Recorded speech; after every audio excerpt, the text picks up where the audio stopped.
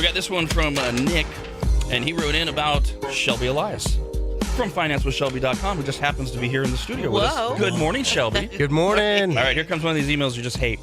Says, my wife and I just got the keys to our forever home last week. In this absolutely competitive market, I knew we would need a lot of help, so I reached out to United Wholesale Lending via financewithshelby.com, and I was connected with Joe. Shelby, this man is incredible. He referred an excellent agent who found our home and made the process so smooth.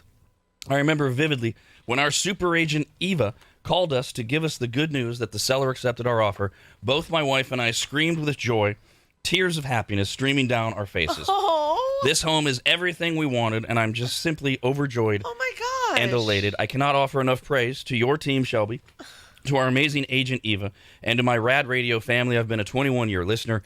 It just doesn't get better than this. Seeing my wife cry when we left the open house and getting the keys just a few weeks later feels surreal and amazing. How can this be real? Wow.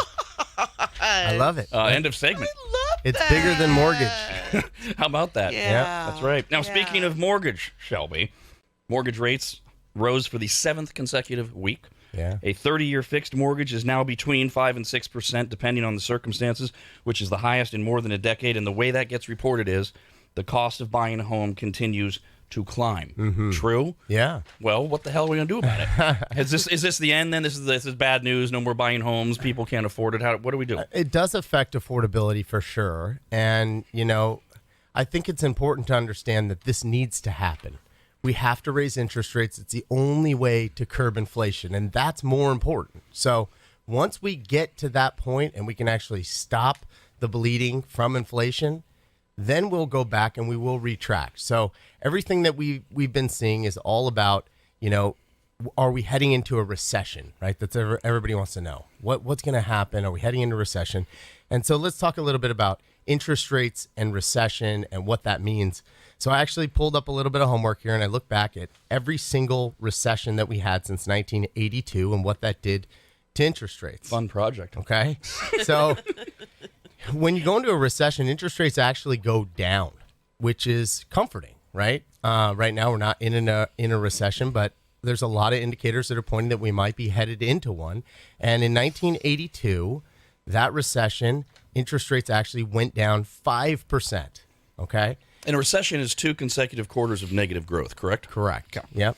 1991, rates went down 3.25%. 2002, 0.5%. 2008, which is the one that everybody remembers, The biggie. 6% went down to a 4.875. Okay, so still went down. The pandemic recession, rates went from a 3.75 to a 2.75, and everybody remembers that because everybody refied again. And, so is this going to lead to a housing crash, right? Everybody wants to know that. And home prices actually stabilize during these periods. So 8 out of the last 9 recessions stayed stable or actually increased during the recessionary period.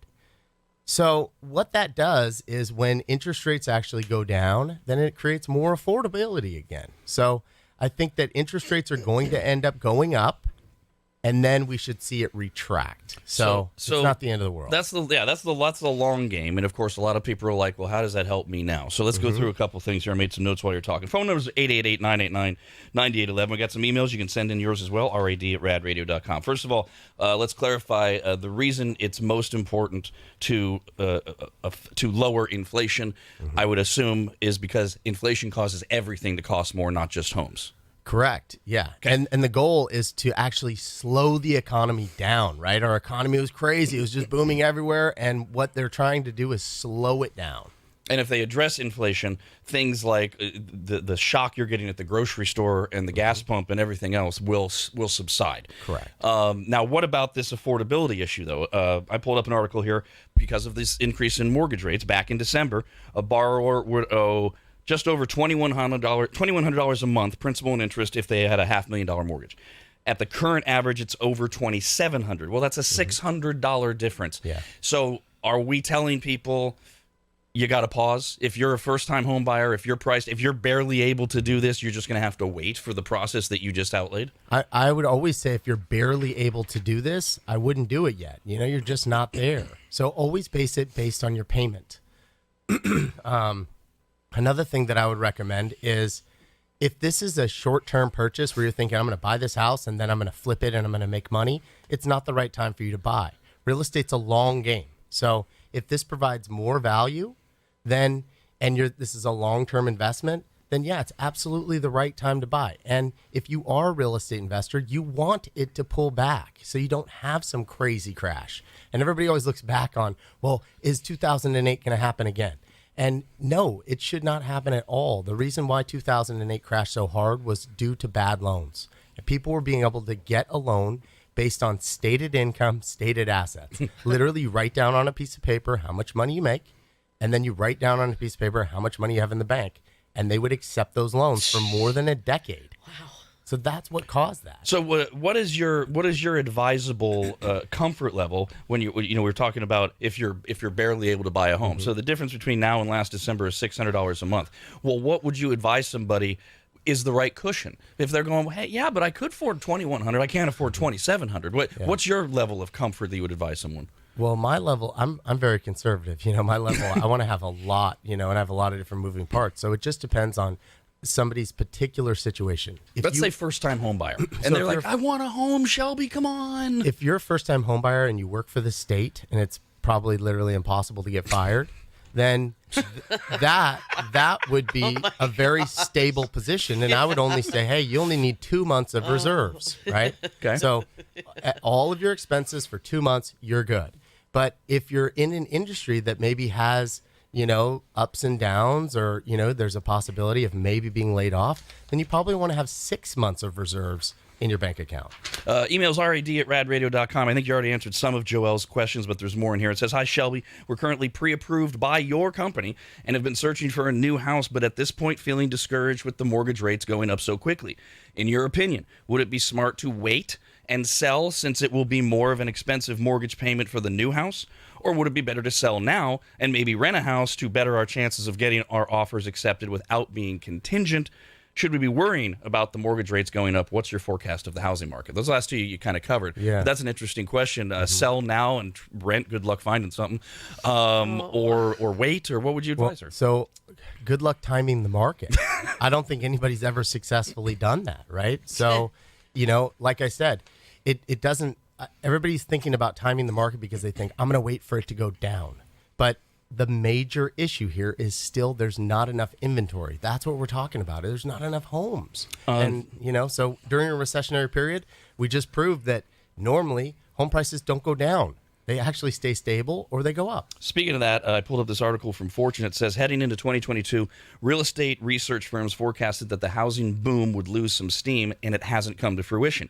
If anything, this year it has gotten even hotter, with housing inventory down 52% from pre-pandemic levels. Yes. Jeez. Half of all the homes that were available pre-pandemic are off the market. They're not. That is extraordinary.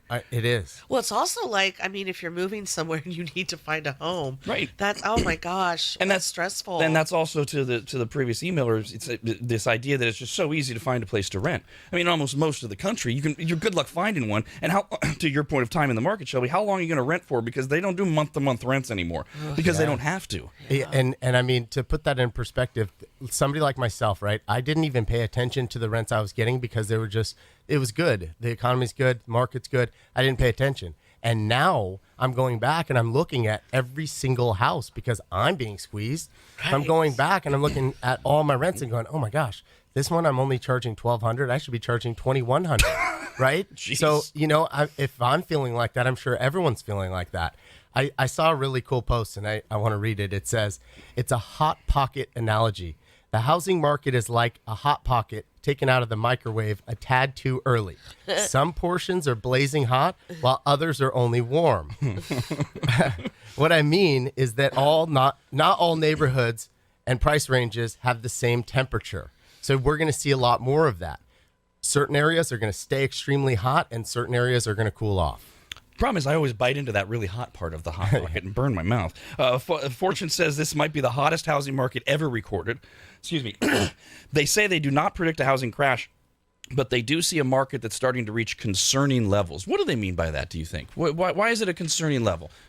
I think that they're probably referring to the affordability of some neighborhoods. RAD at radradio.com if you got a question. Jackie wrote in and said, I'm considering downsizing and trying to decide if I want to rent my current home or sell it. Do you recommend any, do I need a property manager, or do you think it's better to sell a 6-bedroom home? Well, so first off, you want to look at what the rents are. You can use a rental analyzer on Zillow or call a local property manager to get a quote. And then you want to break that down with what your estimated rent would be and what your current mortgage payment would be. If you can keep a house, it's always better to keep it. There's so many benefits. One, obviously, future appreciation. Somebody else is paying down your mortgage. You also have a depreciation write-off that you can only get from a rental property. So I think that it's always best to try to keep those houses. And we've talked about this before. A lot of people are intimidated by the idea of being a landlord, and I know you have property managers. I advise everyone to go through a property manager. I don't know if you agree, but it's just it's that separation. Yeah. And also, you're not the guy that's on the hook all the time having to call the Huft Home Services for repairs or anything like that. Where do you fall on that? I think the same. Always make sure that you get a reputable referral. Look them up. Ask them about their process. Sometimes it feels a little bit uncomfortable, and that's exactly where you want to be. You want it to feel uncomfortable. You want to ask them, so how do you vet out the future tenants? And, what I love to do is I love to look and see their bank statements and see how much money that they're actually bringing in and how much money they have at the end of the month. Also, use other variables like, do they work for the state, or do they, how comfortable is their employment situation? We're talking a lot about buying and selling right now, which will be exclusively what we're doing this Saturday at our seminar, which will be available on RADTV with the one-day pass. We'll talk more about that in a minute, but there's also refis as well. And now a lot of people are going, with these mortgage rates, oh my God, I can't refi. Yeah. We got this question from No Name. Hey, No Name. Says, we purchased our home in late 2020, refinanced with Shelby in 2021. Our current rate is 2.99%, and we do not have mortgage insurance. Our value in our home has gone up about $200,000 since the refi. I'm very interested in obtaining a rental property and using some of our equity for the down payment, but I am afraid to refi now that rates have gone up and wind up paying so much more per month just in interest alone. What are Shelby's thoughts? It's always about cash flow. Everyone always focuses on the interest rate. Don't focus on the interest rate, right? It's always about the cash flow. So analyze it by looking at, if I pull out $100,000 and what is my new payment? Am I comfortable with that payment? Then when I reinvest the $100,000, will it cash flow on the rental property? And break it down on the real numbers, not just the rate. And as long as the cash flow works, you're always going to say, yes, buy more property, own more property, correct, and have more equity. So that's just back to an example you gave earlier. That's a matter of sitting down, figuring out, okay, what type of rental property am I going to buy? What can I charge for rent? What will my mortgage payment be? Oh, my mortgage where I live is going to go up this much. Wait a minute, I'm going to actually make $600 more a month after I do all of this. Yep, and then I always look at, what is the absolute worst case scenario? Worst case, what happens at that point? Are you okay with that? Okay, let's move forward. And the worst case scenario is what? You can't rent the house? Or... Yeah, like what if somebody moves out of the house and you don't have a renter for 2-3 months? What happens to you? Right, are you okay, or are you in the fetal position? Your entire life just fall apart? Well, it's not the right time. Logan says, my wife and I bought a house at the beginning of March with 5% down. Since buying, we've done a full remodel. Would we be able to get an appraisal raising the value of our house and get rid of our PMI? Would we be able to do that without refinancing and changing our interest rate? No. Well, potentially you can, if you have a conventional mortgage, what you can do is you can get your own appraisal. Then you can use that appraisal with the lender, and they could potentially remove your mortgage insurance for you at that point. Phone number is 888-989-9811. Hello, David. Hi. Go ahead. Hi. Hey, I have a question. So I'm putting my house on the market Friday morning, my wife and I, and we're going to move into our camper. We have a 28-foot camper. We're going to live in our camper for a while. I'm real close to retiring. And my plan is to kind of watch the market for a while rather than rush out and buy a house. Would that be a dumb idea, or? Well, I don't think it's necessarily a dumb idea because we know that prices are high right now. It's just how long are you comfortable living in your camper?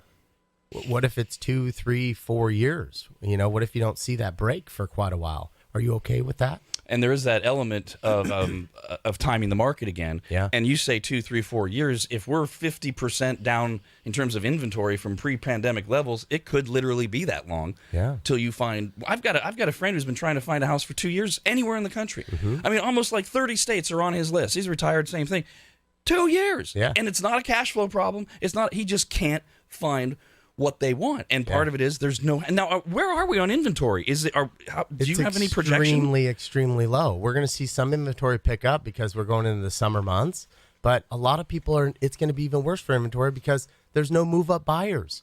Nobody wants to move up buy because they have a 2.875 and they don't want to go to a 4.8 or 5%. Are they building homes? They are building. Enough? Yeah, but also this is a nationwide housing shortage. So, before maybe there was more homes built in California and people would leave California and it would kind of level out.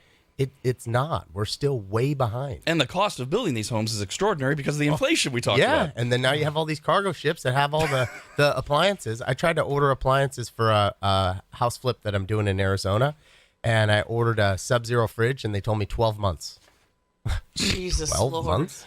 We're talking with Shelby Elias from FinanceWithShelby.com. What are people? What are they meaning when they're saying that they're timing out the market? Because like hearing you guys talk, because we're talking about how expensive things are, right? Like I know there's an area that I'll pass, and they are the cutest. They look like Brookstones. It should be like in New York, right? Like or Boston, and they look like, oh my God, what a perfect starter home. And I remember there was a time I think they were in the 3s, and now we're talking the high 5s, right? And I'm like, the high 5s for a starter, like Yeah. I mean that's like because when you view it, right? So like, are they waiting for that price to go down? Like, is that what people are waiting for this? So that means our house values are going to go down? Is that what people are waiting for? Yeah, that's what they're waiting for. Yep. So like... Some are literally hoping for another crash. Okay, but those of us that don't want that to happen, but it's going to happen, our values are going to go down. Well, I guess... We don't really know, you know? You don't know, but it doesn't look like home values are going to go down. Yeah. But even if they went... Say we had some pullback, right? Say prices pulled back 15%. You made that last year. Like, come on. What? Right. It's. I hear you. Yeah. We talk about that almost every time you're here.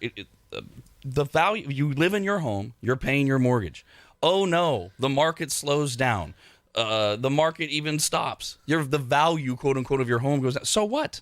You're in your home.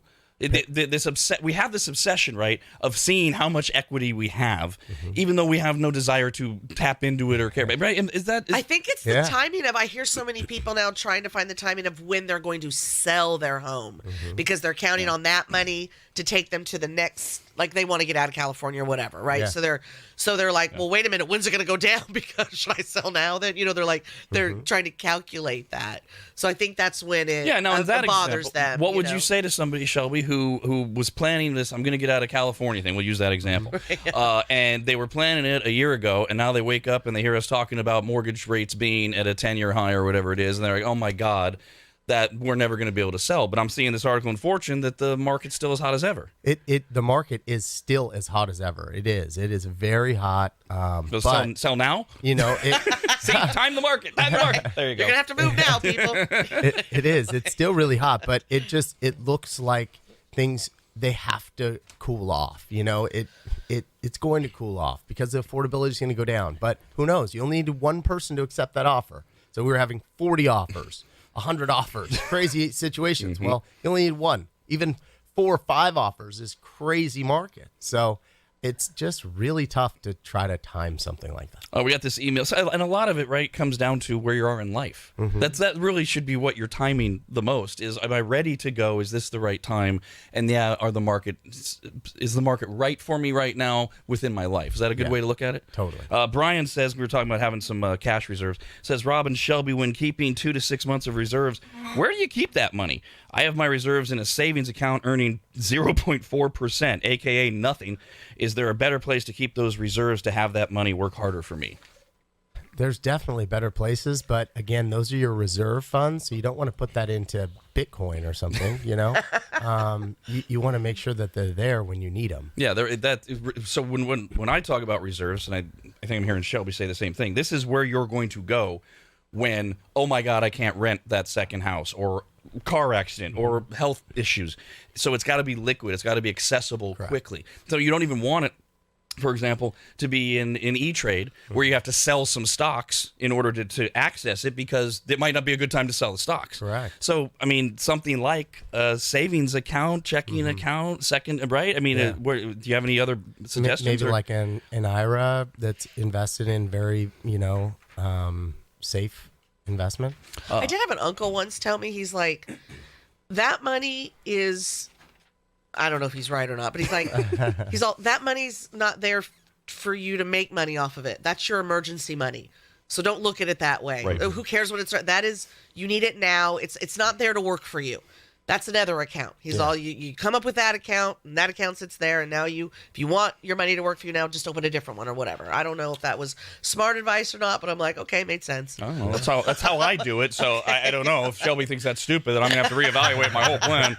But one thing I would say is, depending if you set aside reserves, whatever, a year ago, you got to go back and reevaluate those reserves, because the cost of everything has gone up. Yeah. This is something that people have to realize. If there's any reason for you to believe, again, you don't work for the state, so there's a possibility you might get fired at some point in your life or lose your job. You got to go back and check and go, wait a minute, I had $10,000 in reserves. That's only going to get me through 1 month instead of what I thought was 3 months, and replenish those reserves with everything going on. We got this email from Jay. Hey, Jay. It says, my wife and I are planning to purchase a home. I have bad credit, but my wife has excellent credit. We both work and make decent money. She got pre-qualified for a $300,000 mortgage loan. The problem is that is very hard to find homes at that price in the Sacramento area. Our next option would be buying a mobile home in a mobile park, as they are cheaper, but I know they don't hold value in the long run. Plus, we would always be paying the land it sits on. My question is, what does Shelby think our best option would be? I think that the best option would be because the reason why you got pre-approved for less is because they can't use your credit score, so they can't use your income.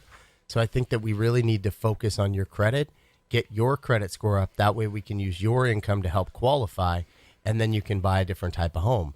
That's very true about mobile homes. They don't appreciate the same.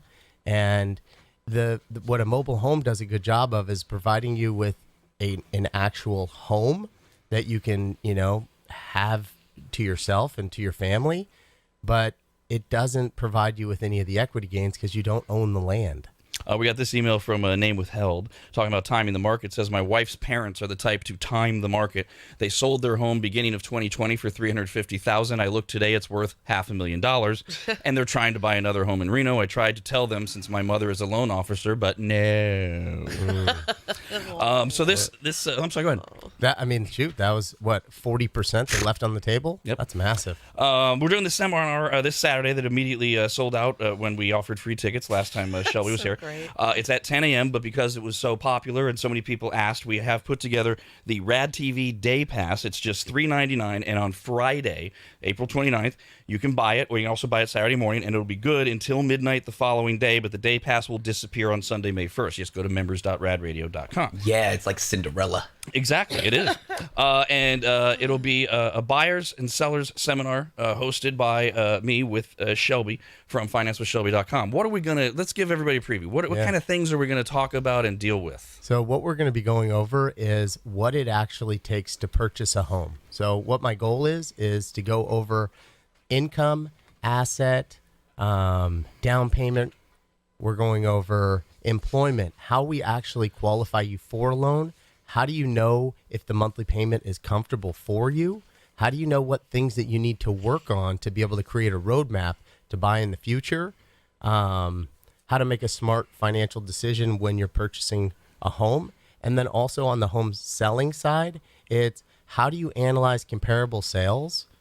So how do you truly look and comp out a property? I think that's the most important job for an agent, is to really be able to evaluate a like property. Sometimes even appraisers get them wrong. So I just want to be able to educate everybody on their own so they fully understand not only how they qualify for a mortgage, what to do to put yourself in the best financial situation when you're buying a home, but also when you're selling a home, how do you know what to do to your house to fetch the most amount of value, and how do you understand how to accurately comp out the value. Now, for people that will actually be at the event, you're also going to have people there, officer, brokers, et cetera, that they can talk to right away if they want. Correct. So we'll even do an automated appraisal on your current house live. We can get you pre-approved live. That's great.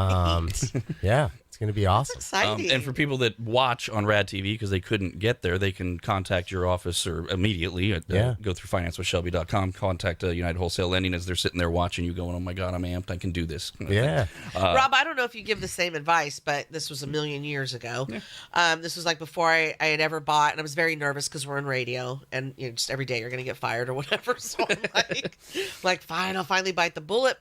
And Rob's like, okay, whatever you're paying rent now, what do you think, as you're looking, what's your mortgage going to be? He's like, just act as if right now you have that mortgage, and you're also saving that money, so you're not spending it. And I did that for several months to see how did that feel? Mm-hmm. Was that comfortable? How did that work for me? Ooh, did I need to choose something that maybe was a little more, or a little less? And so I don't know if you still give that advice, but I personally will get Shelby to answer. He's the expert. I think that's great advice for more than ever, for a first-time home buyer, because you have to feel it. And also, the thing people do not realize, especially the first time they buy a home, is not only there's that mortgage payment, but there's all the money you spend inevitably on the home. Mm-hmm. Even if you think, I've got all the furniture I need. There's things. No, you don't. Because you get that furniture in the house, you're like, no, I want different. Yeah. Or, the blinds. Or there's just things. So, what do you like that plan for somebody who's never owned a home? That says, just pretend you're paying it. Yes, I do. I like that plan. I also think that first-time home buyers, they don't consider, like, if you're moving from an apartment into a house, your electricity and your gas bill goes up a lot. And people don't really understand that. And they're like, oh my gosh, there's an extra $500 a month here or whatever it is. And it's like, yeah. I mean, a lot of those things are a shock. And even landscaping, you take that for granted, or the water bill. That could be an extra $150 a month that the landlord was paying. Hello there, Sean. Hey, Rob. First off, this is going to be a Rob is right, and I should have used Shelby type of question. Oh, no. But I'm using a national lender, and I'm closing on my property tomorrow. And last week, they changed the terms that were given to me for the note that raised the interest rate and increased the down payment requirement. And so at what point is something bait and switch versus there's a change in the loan conditions because of bad credit or bad assets? And just for reference point, I'm an 800-plus credit score.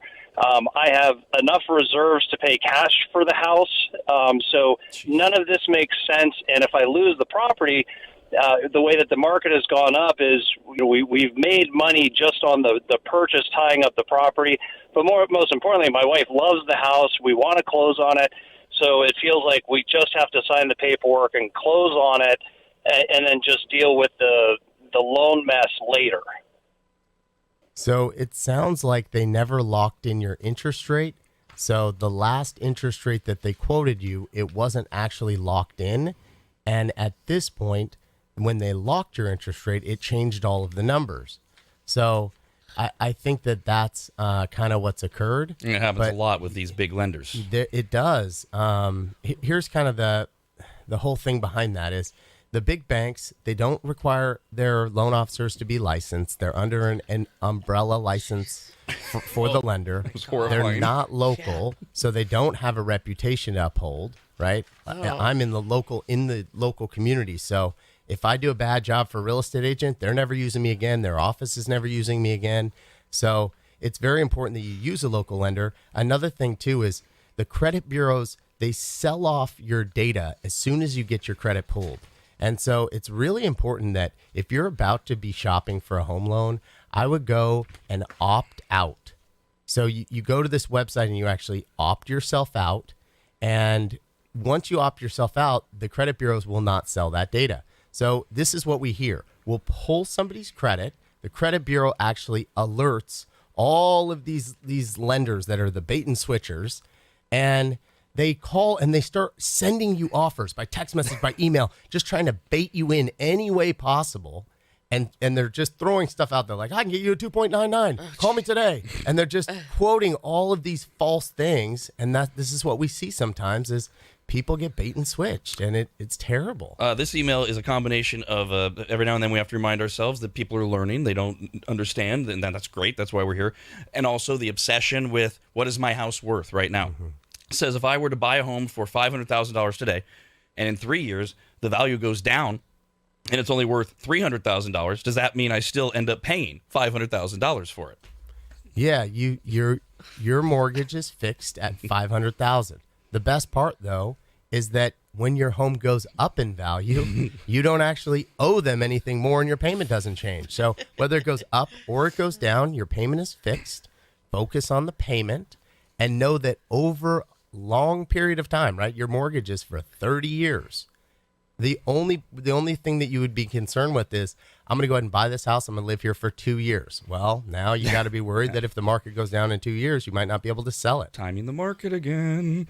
To that point, this email says, I believe I heard Shelby said paying more towards mortgage isn't necessarily beneficial. Can you elaborate, please? Yes. So if you have a really low interest rate, right, that's cheap money that you were able to get. Most people have an interest rate around 2.875 to 3.5%. Okay.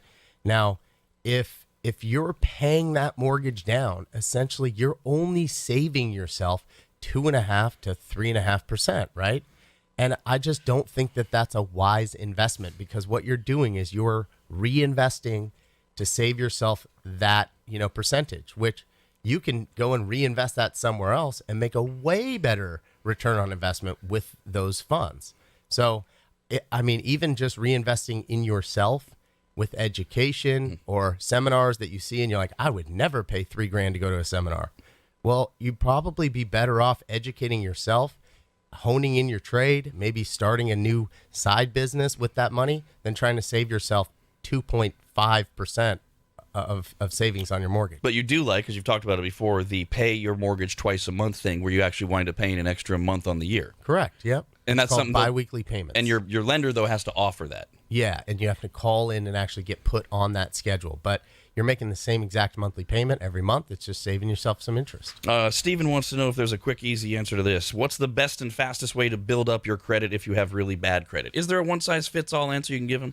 A one-size-fits-all would be to lower the amount of your spending on each card. So don't make sure that your balance to the limit is around 30%.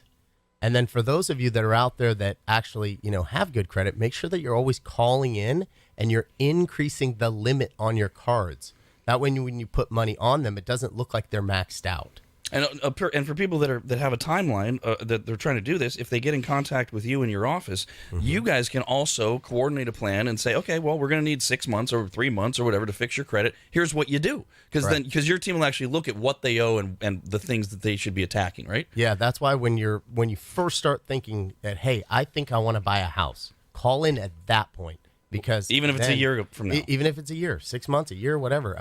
Then you can create a roadmap. You know what you need to work on. And then we can, by the time you get to that place, you're ready to go. And also, we should point out, I just did it again. I just timed the market. Because you don't know, it might be a year from now. Shelby might be able to get you in the position to buy in 4 months. Or he might tell you it's going to be a year and a half. Well, and I'm thinking of regular people like myself out there. Like, I have phenomenal credit right now, but that wasn't always the case in my younger years. And honestly, I had it had to hurt in order for me to learn and do better. I feel like if there would have been some easy way out, I don't know if I would have learned. Honestly, like some people, I feel like you got to feel that pain of what it took to climb back up, and it's like, I ain't going down there again. To that point, we got this from Jay. Says, first and foremost, I want to thank Shelby and Rob for all of their financial advice. I've been able to restructure my debt and save nearly $2,400 a month and put myself in a good financial position to purchase a home in the next 12 months. My question for Shelby is what debt I should be concentrating on paying down to help be in the best place possible to buy. I have about $150,000 in student loan debt that has been paused until August 31st due to the pandemic. Should I take advantage and pay my balance down to help lower my monthly payments for when they resume? Or should I pay off the loan I took out to consolidate my credit card debt? The payment on the loan is less than half what my student loan payment is a month, but I can have the loan paid off in the next 12 months. So this, again, you need to call in before so I can really analyze what your monthly expenses are. Just remember that we qualify you based on your minimum payment on a credit card, your minimum payment on any of the liabilities that show up. So student loans, what's the payment? Your car payment, what's the payment? Not the full balance. So you want to make sure that you get your minimum payments in an area to where that helps you qualify for the house purchase. So it's really hard to tell you exactly which ones to pay off. We got to kind of massage it to figure out how much money that we're working with, how much of a purchase price that you want to make. And then we say, okay, pay this one down to this, pay this one down to that. But I would always focus on paying credit cards first and foremost, no matter what, because those are the ones that bleed you out. And if you have, let's say you have 3 credit cards and they are of varying balances, some people think, okay, I'm going to pay off one of the credit cards, and they leave the other 2 with the higher minimum balances. But now they have one credit card that's paid off. Yeah. Are those 6 and 1/2 a dozen of the other, or is there one idea much better than the other? Yeah, one idea is better than the other. You want to actually pay a little bit on each card to get the balances down, and that's going to make your score go up. And again, Shelby's team can literally tell you exactly how much you need to pay. It literally did that when we refinanced with Shelby. We get these messages. You got to pay $17 on your Apple Card. I'm like, what? That doesn't make it. So great, I though. owe $47. Why am I only paying $17? I'm not going to ask. It's just Shelby knows what he's doing. Lizette says, I'm trying to get a home equity line of credit to do some home renovations. I bought the house with my sister who currently lives in Texas while I currently live in the house in Nevada. My sister doesn't have a problem being on the loan with me. She actually has better credit. So I'm hoping to get a lower interest rate. The issue I'm having is that I've been told she needs to reside in the house. I don't understand why. It makes sense for her to be on the loan since her name is on the title, but I don't understand why she would need to live in the house. Is there a way around this? And if so, how? So home equity line of credit, I'm starting to see a lot more of them. You want to think of those as a low interest credit card that is backed by your mortgage. A lot of the times they're adjustable rates. So if you're spending $30,000, $40,000 on a remodel, then you might want to consider actually refinancing versus a home equity line of credit. But if it's smaller amounts, then yeah, home equity line of credit would be better. Now, what the bank is looking at is they're looking at this to be a primary residence refinance or home equity line of credit. Now, you can not do it as a primary residence. Maybe you do it as an investment if you need to include her on, or you can just shop around to find somebody that's okay with doing a home equity line of credit with a non-occupying co-borrower, and that's what you need. So the answer to the question, is there a way around this, is yes, there's many ways around it. You just have to shop around to find a lender that is willing to do a non-occupying co-borrower. This is from No Name. Says, my friend is trying to purchase his second house. He currently owns and lives in his house in Antelope that is under his name only. He's moving to the Bay Area for his work. After months of trying, he finally found a great house in Concord that he could actually afford with the help of his wife's income. After months of paperwork and back and forth with the lending company, they are requesting that he, quote, needs to provide proof he will, in fact, be renting out the house in Antelope, end quote. My question is, how can they ask him to prove that when he's still living in the house? Of course he's going to rent out this property, but first he needs to purchase a home and move his family out before he can rent it out. Does this make any sense? Can Shelby please shine some light on this? Yes, it's because he's using that projected rent to qualify. So the bank's not just going to take your word for it. This is that whole we don't take stated income thing anymore. Yeah, if he could qualify for both mortgages, then you're right. They wouldn't require that. They don't care. But if you can't qualify for both mortgages on your own and you're going to rely on that rent, then they're going to require you to have a rental agreement in place and proof that they paid their first, rental deposit. And at that point, now the bank is going to feel comfortable and say, hey, they have a renter lined up. Here's their deposit. Here's the rental agreement. And that's what they can use. Now, are the banks unreasonable or like they look for too much? Or is this guy one of these guys we were talking about earlier who's maybe not the ideal candidate to be thinking of renting out the home that he's in because he doesn't have those reserves or something that he can show that, hey, yeah, I don't need to. That's what I learned today. Yeah. I heard y'all say. I mean, if you can afford both payments, then, it's a no-brainer. But the bank's not going to lend you $500,000 and then take your word for it that you're going to rent this property out. So he might not be thinking he may. I mean, I think it's totally normal for somebody to be able to do that. Like Okay. that's normal. But he has to go the extra mile and he has to post that property for rent. He's going to get some inquiries and then he's going to accept a renter and tell them, hey, I'm moving out this month. You're moving in this month. Give that to the bank. It's really not that hard. It's So just kind of a pain in the butt and he doesn't want to do it. So you would advise him that even though he's not maybe he's not in an ideal situation where he can prove I can handle both of these payments, you would still advise him take that leap because I would assume, first of all, he's going to get a renter right away in this market. Yep. So go ahead and do the work to find somebody that says, yes, you're going to move to the Bay Area. I will sign a rental agreement that begins on July 1st. Yeah. And here's my signature. It's a little bit of a risk, but you would advise him to take it because he holds on to this property. Yep, and who knows? He might have X amount of reserves to where he can float that payment for 6 months if he needs to. So, yeah, it's not risky because he has the ability to rent it out.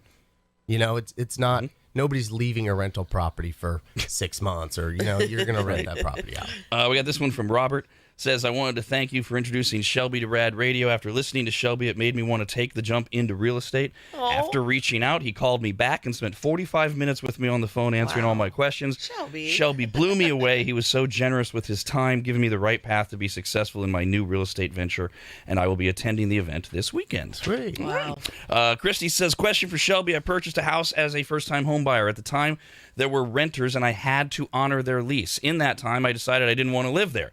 So I listed and sold it after about 6 months. Someone told me I committed mortgage fraud because I didn't personally live there. Is that true?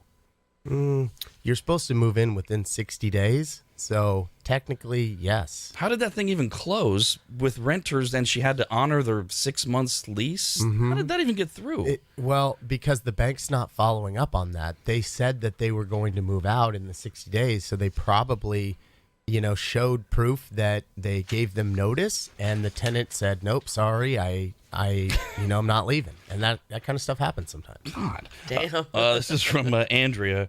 Says, my husband and I have been renting from family for almost 5 years now. We have first dibs on the house when they're ready to sell, which is going to be around March of next year, which my husband and I believe is a great investment home. We're first-time home buyers and just have no clue where to start. So I saw Shelby's Instagram reel and I responded, not really expecting anything back. Within an hour, he responded and was more than willing to help me with any questions or concerns I have.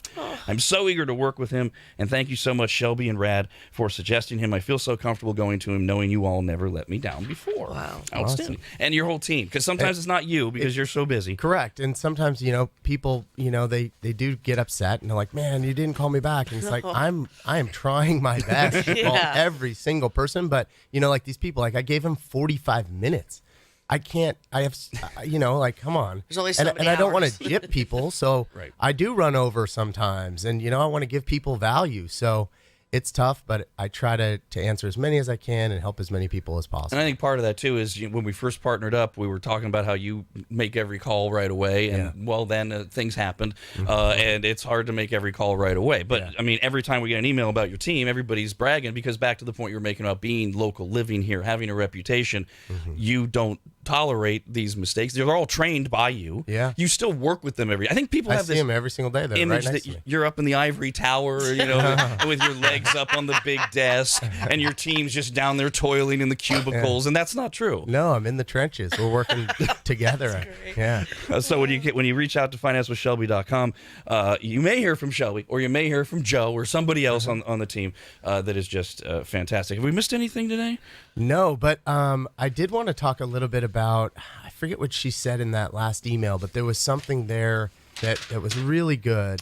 From Andrea, was my husband and I believe great investment home. Oh, to buy from your landlord. Yeah. Yeah, that is huge. So right now, it's the most competitive market ever, okay? This is how I land myself really good deals. And right now, I think it's a great time to try to land yourself a good deal, right? You can't just go buy that brand new home that, all the equity's already stripped out of it because it's brand new. You want to find a property that you can actually add value to. And one of the best ways for you to score yourself a deal is by contacting your landlord and buying your house directly off of them. So here's what you can do in that situation. You call your landlord, you say, hey, I'm interested in purchasing your house. A lot of the time they're sitting on a ton of equity. It can work out for you and them because they're willing to work you out a better deal because they're not using an agent. And then for you, you get a better deal because you're able to work that deal directly with them. So you don't have to worry about a bidding war. You don't have to worry about any unknown repairs because you live there and you know what's wrong with the house. And then even the landlord can even give you a gift of equity to help you with your down payment. So, it's the perfect scenario. So I would definitely encourage people that if you're thinking about buying and you're okay buying the house from your landlord, that is a great opportunity. It's so funny when you get a spring in your step over something. I your know. energy is always great, and it just went up another 10%. I love it. Over that. The Home Buyers and Sellers Seminar is this Saturday. It'll be live streamed on RADTV at 10 a.m., posted later on the membership site where it will live forever. So if you're already a member, you already have total access. If you want to watch it, but you're not going to join our stupid membership site, that's fine. We have a day pass available beginning on April 29th this Friday. It'll be good until midnight the following day. That'll all end on Sunday, May 1st. So you can buy either on Friday or Saturday. Check out the membership site, and then you can either watch us live on Saturday at 10 a.m. or check it out later on Saturday if you're busy because it'll be up on the membership site, and that's all at members.radradio.com. With Shelby Elias from financewithshelby.com. Thank you so much for being here. Thank you, guys. Yay, we will see you next month. All right, well, I'll see you Saturday. Do we still have to do the conference call now that you told me what we're doing? Never mind.